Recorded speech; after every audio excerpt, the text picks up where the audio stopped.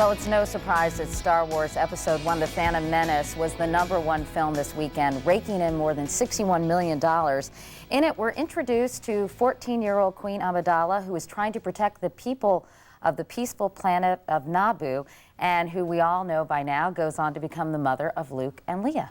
Natalie Portman is Queen Amidala. Good morning. Nice to see you. Did I say everything right for the Star Wars fanatics out there?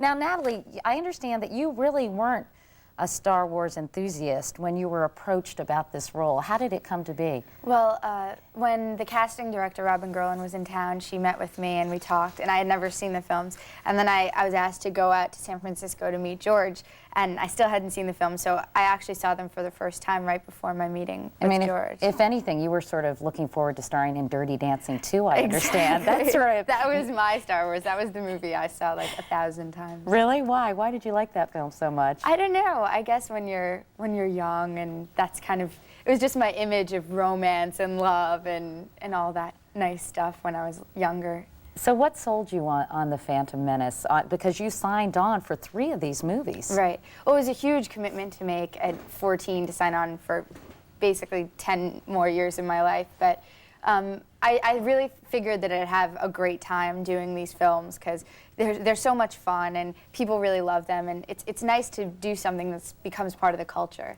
When you saw the movies, did you get it? Did you get why so many people are so crazy about these films? Or was part of you kind of like, what, it's just a movie, folks? Well, I mean, for me in my life, it is just a movie. It's just, you know, a fun thing to do on a Friday night or something. But I think it's become so popular because it has such a simple kind of basic story that can be taken on a lot of different levels. It can be taken as just, you know, your fun Friday night activity, or it can, I mean, it has a lot of kind of religious and mythical undertones, and you know, you can take it on a much deeper level than just an action movie. Let's take a look at a clip. As I mentioned, you're Queen Amidala. She's young, but she's a formidable character. Let's take a look at you playing her in The Phantom Menace. Senator, this is your arena. I feel I must return to mine. I've decided to go back to Naboo. Go back? But Your Majesty, be realistic, they'll force you to sign the treaty. I will sign no treaty, Senator.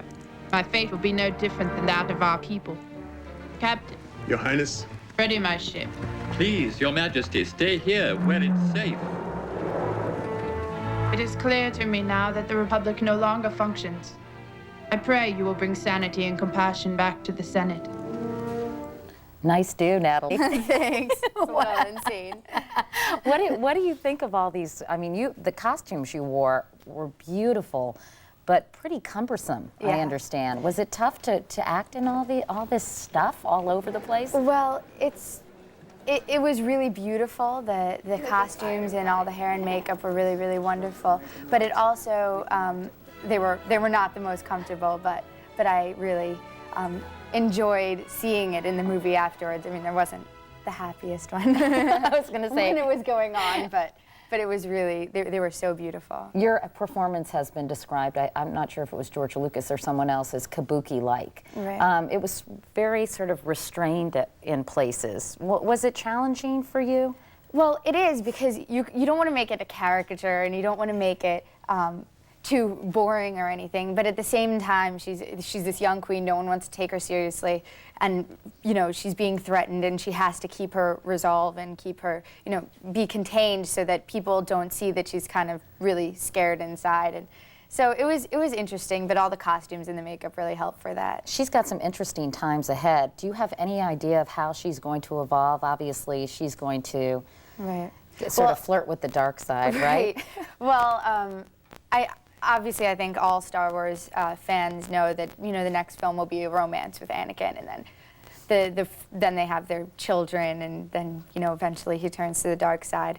But how any of that happens, I have no idea. Nothing's been written or planned, contrary to popular opinion on the internet. What do you think of the mixed reviews the movie has been getting? I mean, expectations were so high and the hype was so intense. Well, I think any time that the public is waiting for a film for 22 years or whatever it was, and talking about it on the internet and just you know, every little detail, just expanding it like it's the most important thing in the world. I think the expectations are going to be so high that not even the most amazing movie can meet those expectations. And I think the film's really wonderful, and everyone I know really loves it. And I know people who've already seen it, you know, 5 times, and I've seen it 4 times, and I've loved it every time. And I think people sometimes take movies too seriously. I mean, they are just movies in the end.